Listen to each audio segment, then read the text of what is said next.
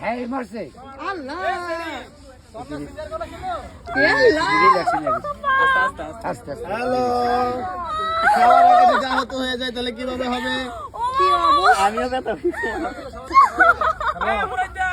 আমি মনে আত্ম আমরা সামনে ঠিক আছে আমার কিছু বল ঠিক এক আল্লাহর কাছে খুশি হইছে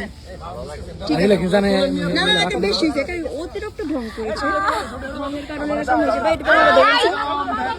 আমি কি বলটা দিতে গেছি না এই রে এমনিতে করে এই আমি কইছি বলটা আমার কাছে দিতে হবে দিছে না আমি আর সে এসে যে বল দিয়ে ছবি তুলে দিছি পরে দেন ঠিক আছে ঠিক আছে আল্লাহ আস্তে আস্তে মেসেজ করে দিদি হইছে